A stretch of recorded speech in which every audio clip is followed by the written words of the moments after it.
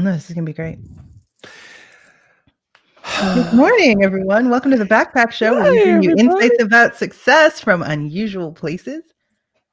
Today, we have a documentary filmmaker, and we have Mr. BOOMSHAKALAKA. Chris, do you want to talk about our guest? Ben Proudfoot makes films. Now, before this, he'd make things disappear. So we're going to look about art, magic, creativity, what it takes to make a corporate video not suck. We have all kinds of questions. You're a little pixely. You should maybe reset, and I'll tell everybody about Tim Kitzrow. You do it. I'm done. I'm leaving. Okay, bye. So we, last week, spoke with the filmmakers who brought us Insert Coin, the documentary about Midway and a lot of cool 90s video games like Mortal Kombat and NBA Jam. Tim Kitzrow, the voice of NBA Jam and a whole lot of pinball games and a lot of other games as well, was going to join us that day, but we had some technical issues. So he's back today, and I'm so excited because courtesy of Tim Kitzrow, we have a new intro, and I'm about to show it to you. Do it. Hi everyone, Tim Kitzrow from NBA Jam and NFL Blitz, welcoming you to The Backpack Show. Your hosts, Chris Brogan, Kerry, Gorgone, BOOMSHAKALAKA. Backpack Show. Did it work? It makes me so happy. It is so awesome. Now your light's hot, but everything else is good. Good morning, Michelle. Chloe, everybody. It's so good to see you. What a gang we have today. We have so much to do. I love today. So I want to tell you really quickly what I love about Ben Proudfoot. He's a creative documentary filmmaker. He makes branded content as well, so he can fund his passion projects. He can also do brand work. His brand work is amazing. Like, he brings all the same heart and all the same techniques that make his personal work so good, his personal projects, to his branded work, and just makes them so powerful. It's like a pleasure to watch a branded documentary that Ben made, which I don't think I ever would have said that, but it's amazing. To me, I think it's one of those scenarios where you just never could envision, like, how could this be so good? Is that, like, it almost sounds like bad advertisements, doesn't it, when we say it? But it's totally true. We have so many fun things we can break out today because Tim Kitzrow recorded some amazing stuff for us. Yeah. I just can't wait for you to say something bad. I just can't wait. Oh my gosh, I'm never going to say anything bad. I'm such a sweetie. Carl Weaver's here today too. So I think it's a banner day. So Kerry, who are we bringing up first? What's the story? What are we doing? Well, I don't know if I can decide, but I feel like it has to be Tim because he came last time and didn't get to come on. And we broke. And your mom is waiting for Tim. But listen, people of Earth, sometimes I know you sneak out when the ads come on. If you miss Ben Proudfoot, I'm not speaking to you ever again this week. Seriously, stick around. An amazing filmmaker. It's not happening. Like, listen. We need both of them first, but you know how that works. I know. Well, we could do both all the time, but I don't think it'll work. I think Tim. Continue to Tim. Let's do Tim. Let's make Tim happen. Okay. Let's do Tim Kitzrow. Hello. Hello. BOOMSHAKALAKA. How are you guys? So good. Hey, sorry about last week. There were some technical difficulties. Apparently, I thought that your driver was going to pick me up a little bit later to your show, and then I found out we were doing a bedroom computer show. Not what I had in mind, but sorry about that. Up for it. So anyway, I'm back and I'm here, and I'm so glad to see you guys. Well, when we tell people it's a bedroom computer show, they start thinking it's like an OnlyFans thing. Well, similar. So yeah, similar. Oh, look, Jonathan's like, boom shakalaka. So I think what people who maybe didn't play NBA Jam don't realize is that was not a thing until you made it a thing. Boom shakalaka. And now it's like in regular sports. I'm famous. It's in Cheetos commercials now. I've heard it. I've heard it on TV, so it must be famous. BOOMSHAKALAKA entered the American lexicon officially in '93 with NBA Jam. Yeah, that's amazing. So, what was that? Just something you were ripping on one day? How much money do you get for entering a word into the sports and pop culture lexicon? Does anybody have a number for that? You're the only one here that might know. Yeah. $900. Oh my God, really? That's what I was paid for a game that made $1 billion in quarters the first year. Wow. We had capitalism at its best. We had the great opportunity of interviewing Susan Bennett, who is the original voice of Siri, and it was a very similar thing. She got paid like industry rate to stand around in a room and make all kinds of weird noises, because she doesn't actually say every word in the English language. She says these phrasings that, you know, become used as artificial intelligence pieces. Right. But it was the same thing. She's saying a lot of nothing. I have actually recorded every word in the English language, though, unlike her. So, yeah, actually, I've had some requests for a kind of a map quest or something. Have Mr. BOOMSHAKALAKA turn left. You are going down. Watch out. Fire engine on the right. He's on fire. BOOMSHAKALAKA. And he just went off the road. Oh, he's going down tonight. So I said left, you idiot. I would love to do that. Oh, that would be the best. And you'd need a cheat code to activate it on your device. The cops are coming up on you. This is not looking good for Brogan. Not looking good. Michelle He's says, going down like a bag of hammers tonight. And he just stepped out of the car after blowing past that officer, and he blew a 2.0 on the Dunkalizer, which is over the legal limit, by the way. He took a lot of shots tonight. You need back pay for that gig, says Michelle. You've arrived downtown, says Jonathan. I love it. John Harrison wrote a book on business and video games and how we should learn a lot more from video games from business. You voiced more than NBA Jam, but NBA Jam is the breakout. But you've been able to carry it from all those places. How hard is it not to be that NBA Jam guy in your other performances? You're an actor, like you're a trained actor. What do you do to make your other voices? Well, I started out doing the pinball games with Williams Ballet and the Twilight Zone one. You did the Twilight Zone one. Twilight Zone, Popeye. So I'd go everywhere from you're traveling through another dimension, a dimension not only of sight, a dimension of sound. You've just crossed over into the backpack zone. And oh well, blow me down. It's the sea hag. Oh, well, squeepy. And so I was a kind of a mimic impressionist, Second City improv guy. So kind of all came together, character voices. So when they said sports guy, it was just like, yeah, everybody loves sports. You know, you grew up with the Bulls and you play basketball in the backyard. So it was just a no-brainer to sit in the chair and just bark like a dog, you know. And then it just became the thing. I became the voice of their sports franchises, NFL Blitz, Hits, and MLB Slugfest. So now I actually love going back to a pinball. I just did a Deadpool cameo for Stern Pinball, and I did Elvira, House of Horrors. Elvira, don't come out before dark. And right now I'm getting nailed in the coffin big time. When the coffins are rocking, don't come a knocking. Oh! So I did 6 characters in that, including a Boston guy who says, I'm going to drop you like a rock lobster if you come back at me with another hardball like that.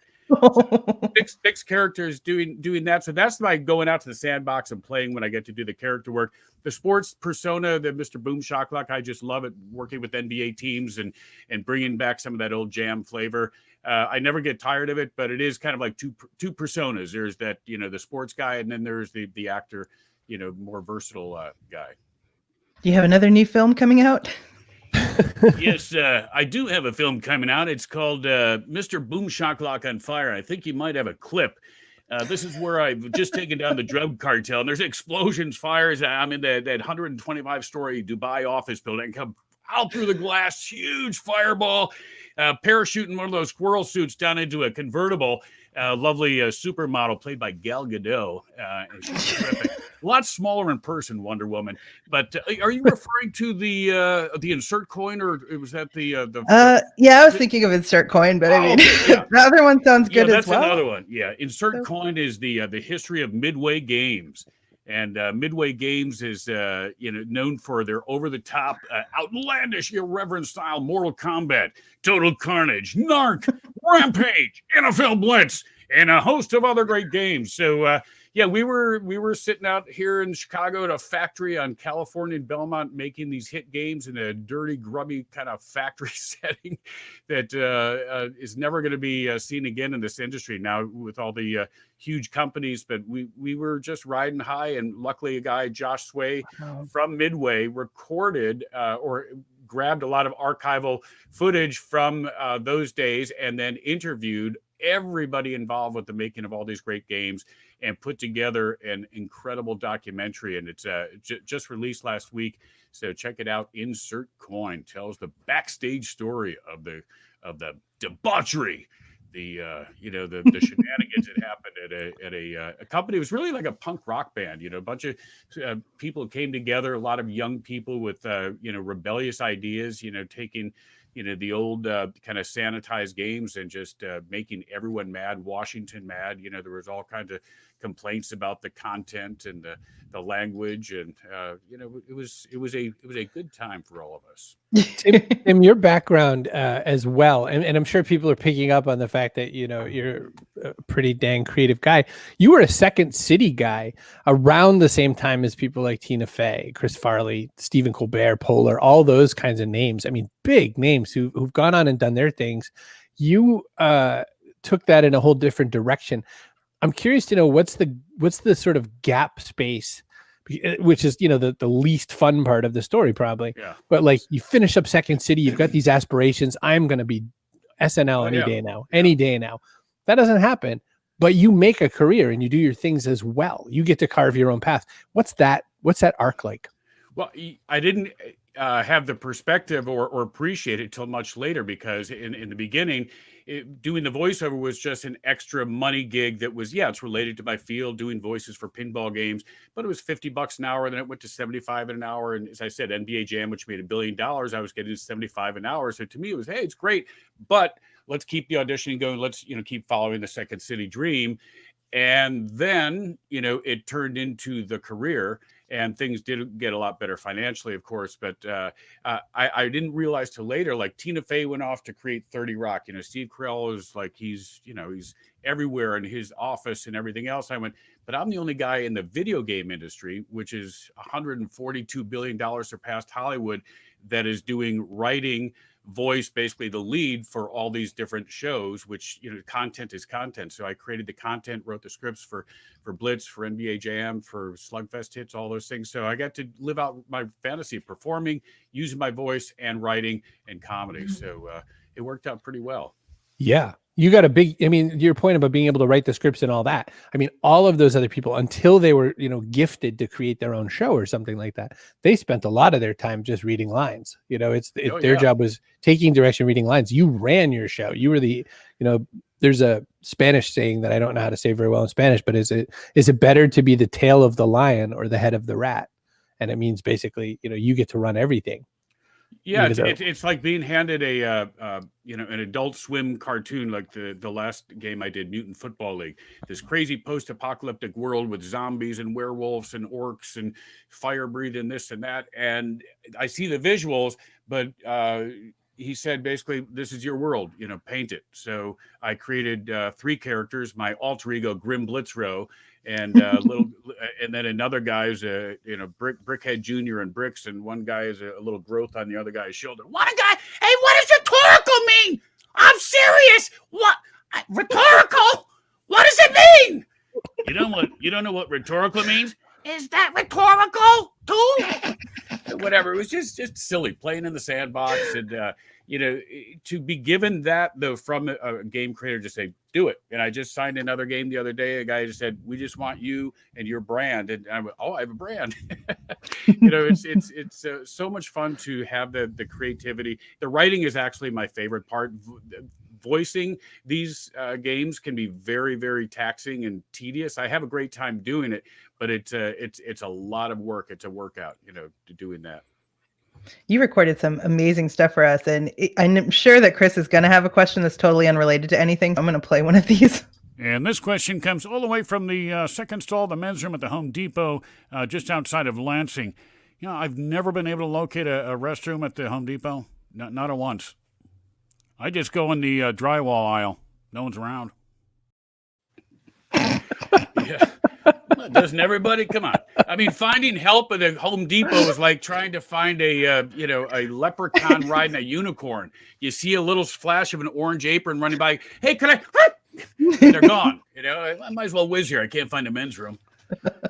I have to point out that Kerry's husband, Dan Gorgone, made the graphics to go with this storyline. That was brilliant. Yeah. And I was watching it zoom in and I'm going, this is amazing, because I'm just printing our stupid ass logo and that's it. And you're lying.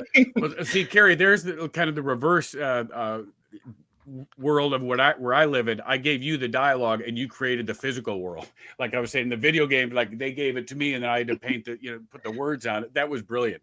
So drywall humor is always drywall. Oh yeah, we have one more. Let's see, we have one more of those. And this question comes from inside the big yard at Folsom County Prison. Nice. And what is that question? So creative. I like. Well, I hope the cat jumps up on your shoulder today because that was actually my favorite one. She's looking right at me. She's Come 10 on, feet away. Come on, you can do it. And I forgot to feed her treats. Which is what keeps her away. Oh, I don't have that one uploaded. I'll have to do it later. Well, that's okay because I have a feeling that the occasion will call for it at a future time. You can do it live. One of the things you just mentioned, Tim, though, is that your brand, they wanted your brand associated with the game. I think that's so important. So at that point, you realize you have a brand. What did you do? Just kind of keep on as you were because you've created it kind of naturally and instinctively? Or do you then look at it and think, I need to start like honing it to get the kinds of gigs I want? Well, I think people come to me now because they grew up playing the games and they associate it with, this big over the top sound. The voice is just, it's the voice that's in their head of like, that's what a video game or an excited or sports video game sounds like. And so they're looking for, for that. What I've done is tried to branch out into other areas. The one that made most sense was working with the NBA. So I started to kind of, in a way, kind of catfish these teams because I realized that a lot of the guys working at the NBA teams probably grew up playing my games. So I would just do random calls, go through the staff list, and like, if Chris was working for Wizards, and you always get voicemail. I go, "You've reached Chris Brogan from the Washington Wizards. He can't come to the phone right now because he's on fire." No, seriously, he was heating up some pizza in the toaster oven and his sleeve caught fire. Get some baking powder. Leave him a message at the buzzer and you won't be rejected. Boom shakalaka. Hey, Chris, Tim Kitzrow, the voice of NBA Jam, wanted to work with you and the Wizards. I do highlights. We could do a throwback Thursday or whatever you want, blah, blah, blah. And then I get a call back. It's like, hey, Tim, yeah, this is Chris from the Wizards. Dude, was that really you? I was playing your message all week. Everybody's going nuts. And it was it was kind of cool, like this superpower, this hidden like lure I had in a tackle box when I was trying to think of more creative ways to find work. Was I had the lure. The lure was Boom Shakalaka. Like, there it is, real sparkly, real bright. And people were like, it's Boom Shakalaka. So that's how you are not going to believe when we talked to Ben Proudfoot, Kerry was just, reminding me this story that Ben had covered in one of his documentaries about the creativity of finding work. And you're not going to believe, that's a theme. That's going to be our little alchemy for the day. It's big. Yeah. I got to chill. One last thing, and then I sadly we have to put you backstage for a minute. We'll have you come back for a panel at the end, which is that the turn in the road seems to be when they asked you to read lines versus when you got a chance to script. And when, was that at MLB Slugfest? Was that the first time you had that chance to like really run with the ball? Or when did you first get to be really Tim Kitzrow? I started to write with NFL Blitz, but when Slugfest came along, there was a great guy in Chicago, Kevin Matthews, played Jimmy Shorts on the radio. One of the most funny guys, like Jonathan Winters. I grew up but my early years in Chicago, I was like, man, this guy is great. I'd love to be on his show. I'd love to do something with him. And then they said, who do you want to be your partner in the booth for Slugfest? I went, Jimmy Shorts. And they brought him in. And at first they, Jimmy Shorts talks like this. And they were like, well, maybe just have him be an old guy, but that might be too crazy and over the top. I said, you bring in him, you're wasting his talent if you don't let him run. When they go, well, show us. And we did a half-hour improv, and they were just falling off the couch, and we had such great chemistry. And we did 70 improvs at the beginning of MLB Slugfest. When it says loading on the screen, we just do these riffs that are they're on YouTube, like Tim and Jim funny comments. But that was when it was completely my world. And I would sit up on a rooftop in the summertime, writing every line I ever wanted to say, or, when I'm at a baseball game or watching a boring baseball game. And that's where, the total, takeover of me writing and creating the world happened. Boy, they must be so thrilled when they realized what they had. It's hard. They put you in a box. They say, do the thing. And then they catch little glimpses of it when you add a little bit, tiny bit. But even when you said to us, you're like, oh man, I feel bad that didn't work out. Do you want me to read some things? And we're like, yeah sure. Yes, we do. Kerry says, well, what do you want? I'm like, I don't know. The depressing thing is, you come to Chicago and you have a chance to go to, agencies and out for big auditions and little, bits of film work. They're coming to Chicago, and everybody that you see in the office either looks like you, the old thing, or there's just 20 or 30 or the most good looking people in the world, or people. It could be intimidating. And then you'd see all the fraternities of old Second City alumni, everything else. Steve Carell and I remember we were on the audition for the host of the new Mickey Mouse Club, the Wow. Timberlake and Britney Spears thing. And we're just sitting there like, two quiet guys like, hey man, I saw your show the other night. Steve was, on main stage that time. And it's like, what do you think of this gig? He goes, we both rolled our eyes. Like, can you believe we're doing this? We didn't get the show, but it seemed like that was a big deal for an actor. Like you're out there taking anything and everything, whoring yourself, to get work. And so when you finally get that moment to go, oh, I have the power. This is my work. I'm creating the work instead of just taking whatever comes your way. It was very, very fulfilling. And it, thank goodness, look at it's 20 something years ago now. And I'm still enjoying a lot of work and keeping relevant too. I'm not an oldies act. I don't want to get up on stage. Hey, play your 10 greatest hits. Ugly Sean, get that stuff out of here. He's on fire. Boom shakalaka. I'm out of here.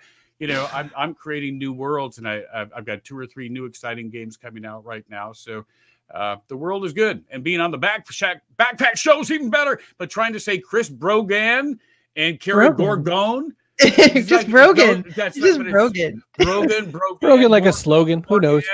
It was like doing a tongue twister. Trying Oh to my get your gosh, names out. Yeah. It's so good. I don't even have.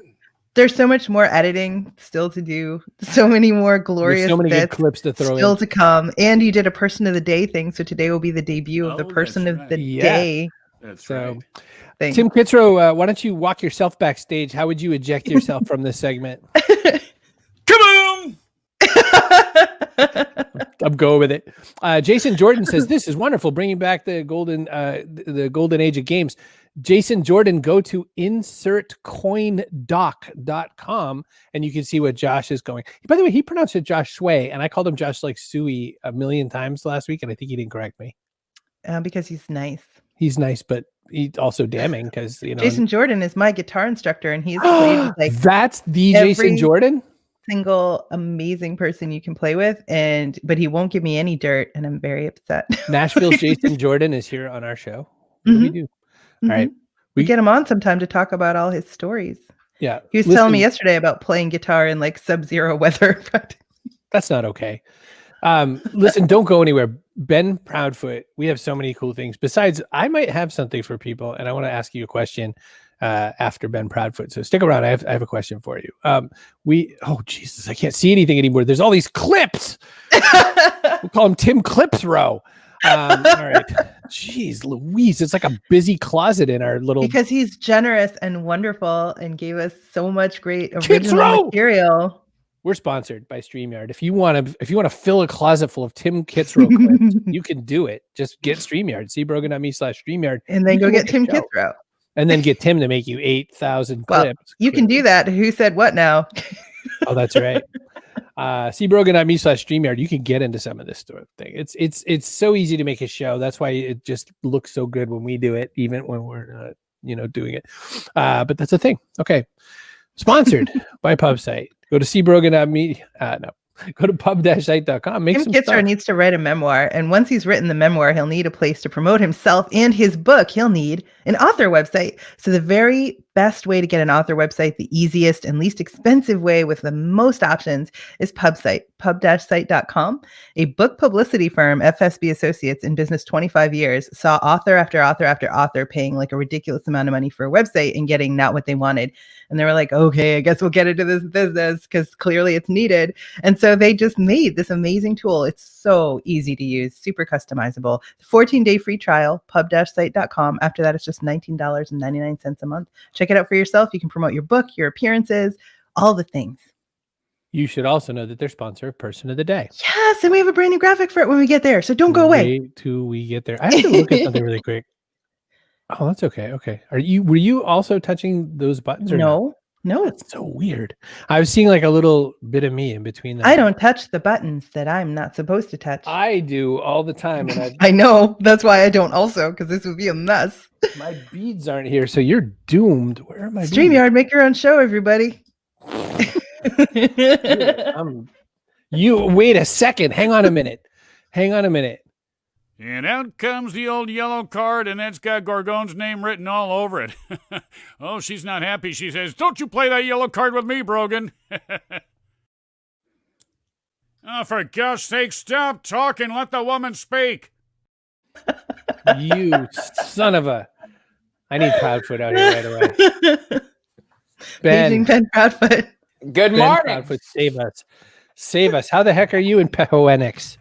I'm well. How are you? Good morning. Good morning. So you make me feel like I totally misspent my youth, Ben, because you already have your own studio. You've made all sorts of documentary films. And I'm looking at you thinking, what was I even doing at that age? I think I was just barely a lawyer. So before Breakwater and all that, like way back in the day when you were like, I don't know, making cards on cardboard and I made this and that kind of thing. How long has this been you? Filmmaking? Everything, yeah. The creative Ben Proudfoot. Like, I'm gonna own the world, Ben Proudfoot. How long? Oh, I don't know if I want to own the world. I was a magician. That was my first passion. So that kind of came online when I was like 13, 14 years old. I'm from Halifax, Nova Scotia. And we have the second largest natural harbor in the world. And we have this little boardwalk, and they have a buskers festival every summer, and there's fire eaters and musicians and magicians. And I went down there and I saw this magician named Patrick Drake, sleight of hand magician. And I just was like, I need to know how he's making those coins disappear or whatever he was doing. And I just approached him afterwards and I was like, can you teach me? And he said, no.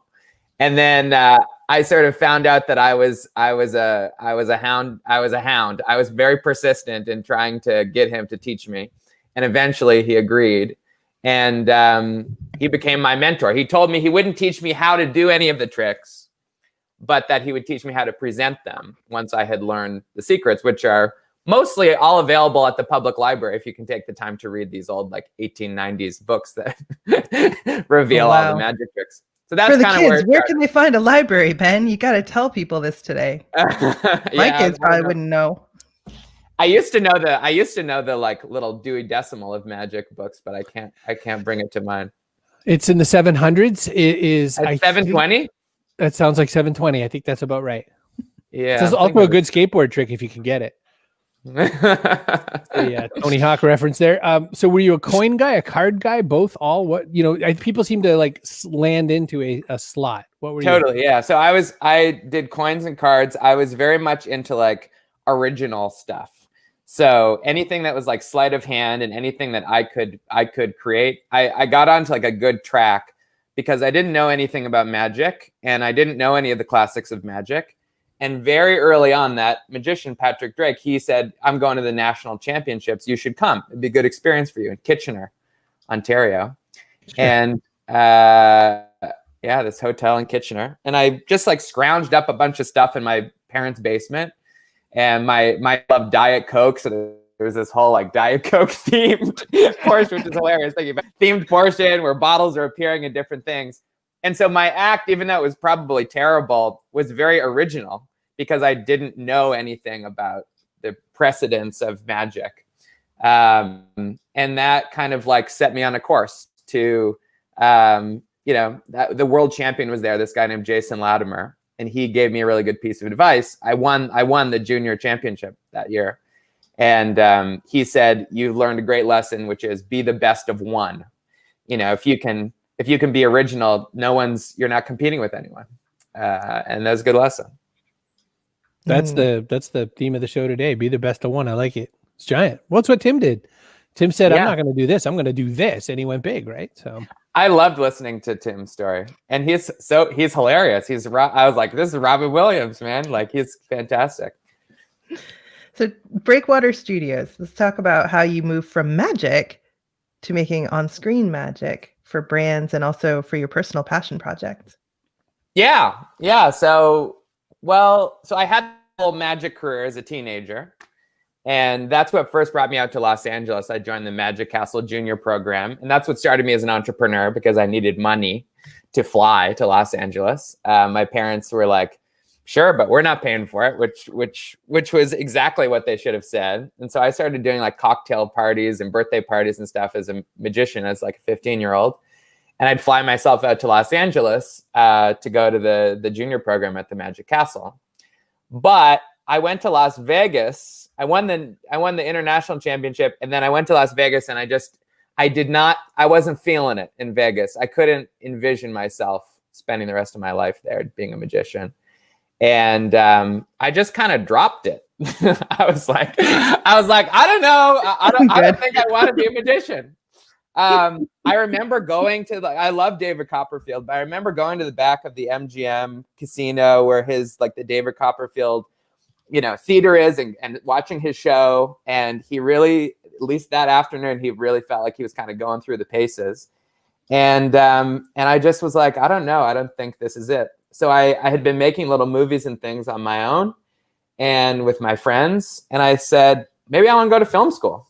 And so I applied to USC Film School and got rejected, but I got accepted. Rejected. Sorry. Sorry. You guys have we need one of those from Tim. We have one. We just have to slip it up into something. But I got into university. And so I went to Los Angeles. I weaseled into the theory program, and they gave me a good scholarship, and that's what brought me to LA and got the whole filmmaking career started. So because you started so early, like with magic and stuff at age 13, were your parents, had they just written you off already? Like you're just, you're going to be a barista your whole life. Like I can't fathom, the environment that says, magician, I got to, wait. Back to the drawing board. Yeah. It's fantastic advice, right? Like if you come out to your parents at 13, you're like, I'm going to be a mime. You can only move up from there, right? So when I was like, I want to be an independent filmmaker, they were like, thank God, that sounds very reasonable. You've come to your senses finally. It's the old promise low, deliver high kind of thing. So yeah, I think everyone was relieved I wasn't, even though they were. I have to say, looking back, my parents were incredibly supportive. I mean, like Nova Scotia, this is a relatively sheltered place. Me flying off alone as a 15, 16-year-old to Los Angeles. I mean, they let me do all those things, and they kept very careful track of me. But I really appreciate their trust, because I think I got so many experiences there as a teenager. My son's about to be 15. I would be like, no. Ben Proudfoot 15 in LA. That's all I'm thinking is no. No. I'd be like, you know what? We're in Nashville. Get a guitar. Yeah, I mean, if you live in Nashville, you got it made. But Halifax, if you want to be on the grand stage as a magician, you gotta sort of spread your wings. Well, right, because if Kitchener is the ceiling of magic in Canada, people who have never been, I've been to the hotel you're talking about because I was at Podcasters Across Borders there in 2007, I think it was, and so I know exactly what that looks like, and it looks like exactly what you would think of in your head. People don't know that Halifax is actually a pretty decent sized place, and Toronto's nice and all that, but Kitchener, forget it. That's exactly what it looks like. So anyway, I have fond memories of Kitchener, but I mean, Niagara Falls is the Vegas of Canada, right? So you actually have some amazing. There's actually some amazing magicians in Canada, but the Canadian side is nice. I'll agree. The U.S. side of Niagara Falls. Well, and you have Dean and Carol and everybody who's all flagging their Canadian flagness, so we've already got that covered. So LA is really awesome at breaking people. I'm not sure why you're not an adult film star, because that's what happens with people who decide they're going to go be magicians and filmmakers in LA. You don't make it.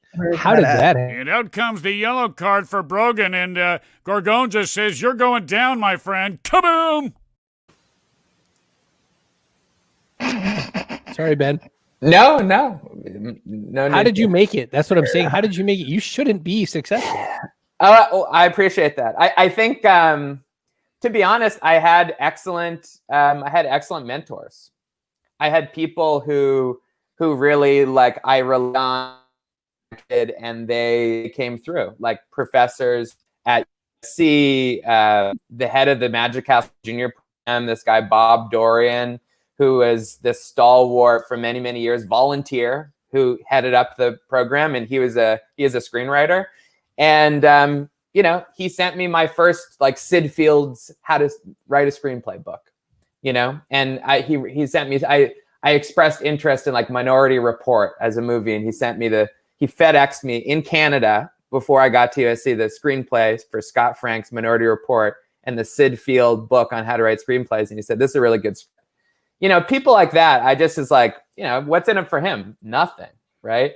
And I came across a lot of good people. I came across people that are not so good, but luckily, you know, was smart enough to get out of those situations. I can't move on without. So in the Minority Report screenplay, does every 6 pages say "look befuddled," and then like a little bit later, it's like and also run? I've watched that maybe 14 times. It's a great film. It's a fantastic screenplay, fantastic movie. And like, that's a really interesting movie. Like Spielberg collected all these futurists at the Shutters Hotel in Santa Monica and was like, what's it going to be like in, you know, whenever Minority Report is set, like 2050 or whatever. And like, that's what's so fascinating is in that movie, remember when he's like walking into like a mall and they're scanning his eyes? Yes. And, like, hey, John, blah, blah, blah. We're kind of there, right? And like for the malls, nobody goes to the mall anymore, Ben. Yeah, that's true. Got it wrong, Spielberg. But I think it's a really fascinating like watershed movie, I think, in a lot of ways. But anyway, so I feel grateful to a lot of people who just were like, this person's got a lot of energy, and you know, let's help him. And I owe a lot to them, and I try to do that for other people who are coming up too. Oh, you're so young. You've got like 70 years ahead of you paying it forward. I hope so. I'm going to make it when I'm old, so I have to do almost nothing. You have to do less, yeah. Yeah. Shutters Hotel, I did a speech there, and it was really weird because, you know, you're from Nova Scotia, so you get the sense. I'm from Maine and Massachusetts. You know, Shutters is trying to be like New England. It's trying to be like Maritime. Yeah. And so it's just so funny you mentioned that because I got there and I was like, really, Santa Monica? What are you? Oh. Yeah, totally. Yeah. And it's got that like big fire, and it's just like people from New York who still want to be in New York. Yeah. We show just a tiny bit of your work. A concerto is a conversation. That'd be okay, just a little bit. Yeah, absolutely. You should go check this out. You can see it on NewYorkTimes.com, and it's just I think it's just amazing, engaging piece of work. Look how it's filmed.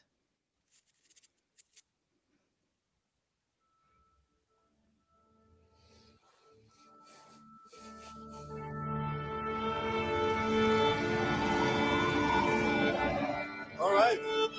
Well, it's a real pleasure to welcome Chris Bowers, our composer, who has written a concerto for a younger self. Welcome. Can I ask a question? All right, Granddaddy. Can you tell me just what is concerto? So it's basically this piece that has a soloist and an ensemble, an orchestra. The two are having a conversation. And so sometimes that conversation can be this person speaking and now this person speaking. Sometimes the conversation is at the same time. Yeah, and it really depends on how the composer wants to, or how I want to frame that conversation. So I love how intimate it feels. Wow. And this is just the beginning, by the way. Yeah. You get the grandfather story. It is amazing. If you have not checked this out, you need to. But that's a choice, right? I've never felt that way. I've never seen it filmed like this and felt like I was the other person in that conversation. Yeah, we used, so you guys know, like, you've probably seen an Interrotron, or you've heard of an Interrotron. So it's a teleprompter device that Errol Morris and his team developed that gives you that direct eye line. Like when you're watching a documentary and the person's looking at you in the camera, they're actually usually looking at the director's eyes, right, which is projected on a teleprompter. And that's how we do this kind of effect where someone's speaking to you. And there's a lot of ways to do it, but I had always thought it would be really interesting to do two of them, a double teleprompter, double Interrotron system. And I just never had the opportunity. I didn't there wasn't a film that came up that really made sense. And when I started working on this project with Chris, who's my co-director on the movie, I thought he started, which was initially just about him and his writing process. The day I met with him, he had come back from this like dedication ceremony of his 91-year-old grandfather. And I said, what's his story? Right. And we started talking about how he hitchhiked across from Florida and, started this dry cleaning business and built it up. And I just saw this amazing arc of someone who grew up in this, really low income family in small town Bascom, Florida, Jim Crow South. And in the 1940s, hitchhiked. I mean, we all know what it was. We've all seen movies or read books about, what the United States was like at that time for a black man in America. Hitchhikes across the United States to Los Angeles. And, then 70 years later, 80 years later, his son is, on the stage for Best Picture for Green Book and premiering his new concerto at the Walt Disney Concert Hall. It's a pretty amazing arc. And so I thought that's a great spot to use this idea. And Chris and his grandfather just had like a 5-hour conversation, and we distilled it into this 13-minute film. And I want to, Kerry had something, and Kerry, you should bring it up, not me, but I want to stop and go backwards just for a second about the back and forth. People who don't make video at all, and you make films, but I make video. People who don't make video don't know what it takes to make that 2-shot at all. I mean, generally and normally, they don't know that it's so much hard work to get one over the shoulder that doesn't show up in the other shot, that still looks natural, that lets two people act like they're having a normal human conversation. That way with the eye contact is ridiculous. That's crazy ass future stuff, because Chris is looking into my soul and I just kept thinking, they must have overdubbed it. They must have had to react it or something. Like, how did they do it? And that was a real conversation. Yep. I actually have a picture. I don't know if, this is such a terrible. Yeah, this is going to look bad. It is, Ben. Thing to do. But this is a photo of the shot.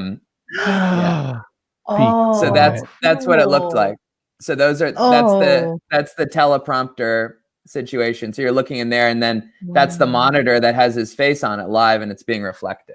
So now imagine you're talking to your grandfather through all of that gear, and maybe Chris can do it, but for Gramps to just be like, "It's what you do." This grandfather is so cool. I'm not even kidding. That's what's amazing about this thing is that you just fall into it. I've interviewed probably 100 people through the Interrotron, and it just at first it's really weird, and then you just fall into it because it's as long as you can see someone's eyes, and that's actually we're talking about Apple. That's the problem with FaceTime, is you're not actually making eye contact. When we're really going to get the next level of FaceTime is when they can put a camera behind the screen, and we can look at their eyes and they can look at our eyes, and we're not looking off. That's the sort of fundamental problem of FaceTime, that this thing, which is obviously we can't use every day, that's the problem that solves. Carol Allen in Montreal. It feels so emotionally raw. Right. I was going to say, Carol and I were talking, and she's in Montreal. Carol was saying she wanted some help with that. She's like, I'm having a little bit of trouble with the eye contact, but your head's really kind of over here for real in the back. How do you justify that? And she goes, if you're going to make it look real, you're really just going to look at the lens the whole time, which is unnatural and wrong. So you're laying right into saying this is it. She asked, is there some kind of a machine that does that? And I said, of course not, because what do I know? We've got to figure out how to film through a screen that we can read, right? That's the thing, is it's got to be a one-way mirror where the camera can be behind the video screen, which I'm sure is possible. It's just they have to figure it out. I'm sure that Ben, patent it. Cupertino's got it covered, I'm sure.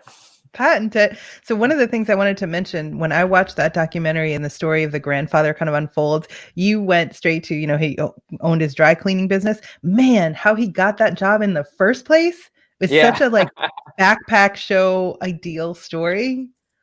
Can you give us Totally. the 60-second on how he did it? Just 60 seconds. Yeah. So he hitchhikes across. He lands in Detroit. He's like, "Does it snow here?" They're like, "Yeah." He's like, "Okay, I'm gonna keep going." So he goes. He gets to Denver, and then somebody says Los Angeles, and he says, "Oh, Los Angeles." He never heard of Los Angeles before. He says, "That sounds good."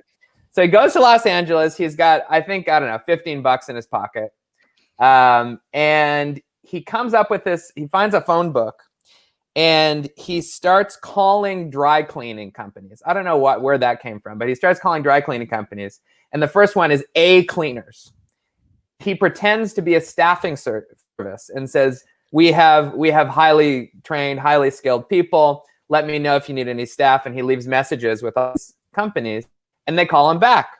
And they say, we do need someone. We need a qualified presser. And he says, okay, I'll send someone out. And that was him. And so he goes out and he, I'm here to report for work. And that is where he met his wife, which is Chris's grandmother. And then by the age of 20, he owns the dry cleaning place. He owned it. Amazing. Yeah, 2 years. There's 300 questions and not any time. So I'm going to, there's one other thing I want to talk about real quick, which is that listen to us excitedly talk about a New York Times piece of content. That doesn't happen. That doesn't happen. That's ridiculous. We watch them like, oh, that something just went through. And it's like when you eat stuff too fast and you don't even realize you ate it. And you're like, oh, well, used to be ramen. But we were, and it's so wrong of us to like really hinge on that technology, but it is be the best of one. It is. Ben Proudfoot says, I see this scene. I know how any other person would have shot that scene. I know how anybody else would have done it. And you said, I think this is what I need to get done here. And it's going to cost a little bit more money. You're going to all have to deal with this because this is what I need. And the fact that you were able to recast this instead of a Chris story to a Chris and Gramps story, that's you too. And I'm trying not to just make it sound like I'm blowing the smoke up your ass. I'm saying, quick, Ben, like explain to people, how do you get that confidence onto the someone had to write you a check and you had to say to them, this is how it's got to be. How did that happen? Well, on this particular project, it was a journey. It actually started as a project with the LA Phil, and Chris.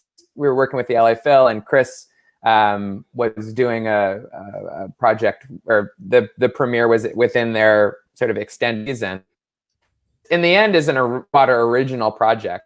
So that's kind of my job. I'm super spoiled, is that we have a successful branded filmmaking business, and I'm just as proud of those films as original. But the person cutting the check for original is me. And business. So it's the money that we make as a company make for brands. We then, allocate obviously to building this, etc. But we also allocate to making original films like Concerto. Have a series with the New York Times, Almost Famous. They've been this incredible partner because the one thing we need is distribution, and partner then a Netflix, somebody like that. See the obvious, like highest and best, but we make are actually kind breaking up a little bit, Ben.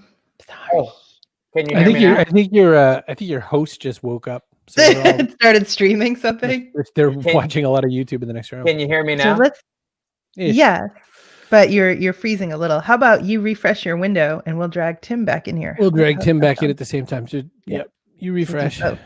We'll get Mr. Tim Kitzrow back on this. That was fascinating. I'm really, really just taken by his story and that documentary. I can't wait to take a look at that, or that short film. Terrific. So brave and self-possessed. I mean, at that age, I was growing up in probably what would be considered a similar town, like a small Cape Cod town. I never would have been like, I'm going to go to LA, like 15, 16. I would not have had the courage. Yeah. So I was super impressed. He's back. We got him back. Let's try it. I think I need to do this though. There we go. How's that? Oh, why are you so fussy? Shut up.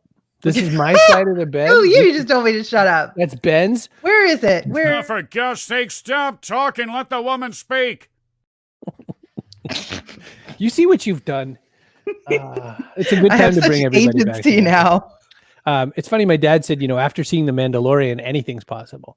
So, like everybody in the earth right now, they're all watching Mandalorian at home, but they're also pointing out what it's like to, what's changed, like what's really capable of making film quality TV, and how that's getting made is fascinating. I guess that's a question before we get back to asking Tim a question that sort of ties it all together.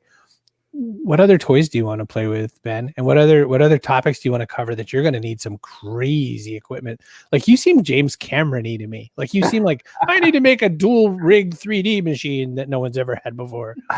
It's so interesting. Like I'm not a tech person. I'm an idea person, but I will stop at nothing to figure out the technology to let me do that thing, which sometimes creates a very impressive setup. But I don't get excited about technology. I get excited about an idea. And I think the thing that I've really fallen in love with when I first came to Los Angeles, I was like, I want to be Spielberg. I want to make big narrative scripted films. And that still appeals. But I actually see there's a huge blue ocean in short documentaries. Mm-hmm. And no one's here because there's no money to be made. When's the last time anyone's paid to be, to see a short documentary?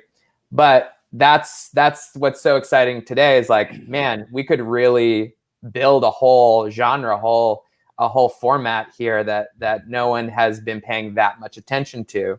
If we can build a market, there's a whole new world of storytelling that we could create. And that's what Tim Kitzrow did in a different way when he said, you know what? I have all these alum that have gone off and done this thing. I'm going to own this little empire over here. Is that what you feel, Tim? Yeah, and I was just so taken by Ben's story because it's all about staying in the creative moment and creating on the fly. Now, if you had just gone in, you're a new filmmaker, said I'm gonna do this short film about the LA Philharmonic. Okay, next. Okay, I want to do it about the guy who's doing this concerto. All right, next. All right, I think I'll involve his father with it, and I'm gonna have two cameras so it looks like they're looking into each other's eyes. The hell are you talking about? Who's this kid in here? Like once you have the vision, other people can't see that. You saw it. Like you finding the story was like you're digging, and then like, oh, there's something else under here. You're on the archaeological site. Finding the story to me is like the whole thing. If you're a filmmaker, you're a storyteller. So you found the most interesting story, collaboration of different layers in the archaeological dig, like your creativity. And then you went, but I don't want to see it the way I see everything because everybody does that. There's a unique story. So I'm going to tell it in a way that nobody else has told it visually, technically. So you brought together the creative world and the technological world, your vision to create something we haven't seen before. So that's something that you can't get in film school. That's your intuition. Those your instincts, and that's what separates you from the pack. Be yourself. Be yourself. You've got moxie, son. Yeah, it's great. I feel very loved. I think that is true. I think there's creative flexibility is like one of the things we talk about a lot, which is throwing out your plan. Right. Yeah. My sister is she's a doctor. She's a professor at Cornell, and she's always telling me interesting studies and things. And there's this thing where like, if you order dessert, there's a logical fallacy where you think you need to eat the whole dessert because you ordered it. Right? Yeah, that's why I do it. It's illogical, right? You're actually going to feel worse, and you've already paid for the dessert. So your best choice is to push the dessert away. And I think we feel like that about our creative plans. We've put all this work into this idea. Yeah. And so when it's challenged with a better idea, we think we should really stick with this. We've put so much time into it, even though that's the better idea. Right. But we just need to get used to saying, nope, throw it all out. And this is actually the better one. Oh, Chris, they're talking your language. Kill your babies. That's my favorite. That's what Second City is all about. Second City is they go out after their shows. We do a half hour of improv based on audience suggestions. Now you can mining stuff again, like the archaeological dig. You're looking for the material. You're not actively thinking, how can I be funny? How can you naturally, you listen to your part, you let stuff happen. So you'll find 2 or 3 nuggets in there, and then you're starting to do the show, you're writing. And of course, if you don't go off in a different direction, being rigid is why you get terrible Hollywood stuff. It's stock stuff. It's people who grew up watching TV and movies and they're just reformulating it. It's the people who can think on their feet and turn the direction, say, yeah, but let's do the unexpected path. I mean, that's always more interesting. The NBA Jam, just a quick story, is like being on fire or these crazy over the top dunks were not part of the plan. They were just making an NBA sim game, but over lunch at the Burger King, one of them said, "Hey, wouldn't it be funny if we used that fire we had in the other game and lit the guys on fire to get the guys who were playing the game excited?" And another guy came in and said, "Hey, it's funny when they jump higher." Okay. So you make it up as you go along. That's the fun of it. And everybody has their own unique, something to bring to a project and creativity. And it's just about identifying it and not backing down. We're so used to trying to sell ourselves to other people that have all the power.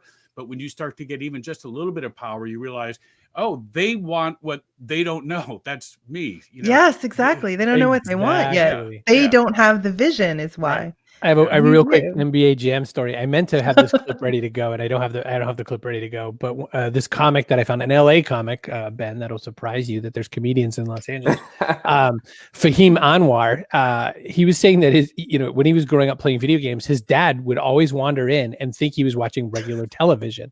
So he makes one of the jokes. He goes, how'd that guy make a jump dunk from half court? And what is this boom shakalaka? And I heard that and I was like, it's Kitzrow again. I can't escape Kitzrow. I'm watching a comedian make this boom shakalaka. And then his dad goes to work and he's talking about this game like it really happened. Water cooler. Did you see that man dunk from court? Bye, Carl. Thanks for coming. This is the deal. Carl, thank you for showing up. Listen, Carl agrees with Ben, man. You got to let some stuff die and break some stuff. Yeah. All right, listen, we got to close this show out. We got to think. So we have person of the day, but it turns out we have a new person of the day graphic. Am I led to believe? We do. Oh, and here's our person of the day. Kaboom! I am going to give it to this story here from Leslie, who I went to 6th grade with. That's quite a feat of making something feel so intimate in a room full of technology. Because, I feel almost like you should, that should be like, a clip at the very end of the clip to say, look what we did. But we could get the adult film star back to talk about that. A room full of technology. A room full of technology oh, excuse me. I might have something for this. Yellow card. And out comes the old yellow card, and it's got Gorgone's name written all over it. Oh, she's not happy. She says, "Don't you play that yellow card with me, Brogan." I nearly feel bad for Ben Proudfoot for having to be here on the day we got these things. Because this is the first day with all these toys. Before it just looked like this. It was a lot less disruptive. Yeah. So I love it. Listen up, punks. We got to get out of here. So we got one more thing. And that's this question. What goes in your backpack? It could be something physical. It could be something metaphorical. My favorite answer to date was an avocado. But it's rumored, by the way, that vulnerability. The way I say avocado is now in people's head when they're cutting open avocados. Avocado. All right. And fearlessness, vulnerability. There's been some good answers. So, there's feet to follow in here. Ben Proudfoot, speaking of feet, what is going in your backpack? I'm going to say play. I love the answer. Play is a great. By the way, boom, just like that. What do you got, Tim Kitzrow? What goes in your backpack? I got a can of Boom Shakalaka. Of course you do. Yeah. Did you say beer? Is that a no, beer? It's Boom Shakalaka. This was a Full Tilt Brewery in Baltimore, Maryland. Called me. They wanted to do a Boom Shakalaka beer, and it's awesome. Yeah. Cool. No, you gotta have a little Boom Shakalaka. It's like it's the spinach. It's the Popeye spinach for me. Just whoop up a can and Boom Shakalaka. He's on fire. So everybody knows when you arrive on the scene, that's for sure. Listen, you created it, but you created it in service of a video game. You basically have the rights to license anything with Boom Shakalaka on it? That's pretty impressive. I got nothing. You get I got a billion ideas. I need an entrepreneur sugar daddy is what I need. Any sugar daddies out there in backpack land? I got Boom Shaka vodka. And you do the fireball shots of Boom Shaka vodka. Boom Shaka. Call me. Yeah. I would love to have done a documentary film interview with my grandmother because I have a feeling that, she would, if she wanted to see me present my concerto, I mean, the only thing she saw me be was one of the soldiers in the Velveteen Rabbit. She didn't like my performance for a real, obviously good reason.